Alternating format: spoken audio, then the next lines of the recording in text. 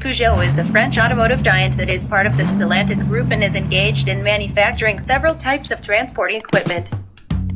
It is the oldest enterprise in the country that has been active to this day.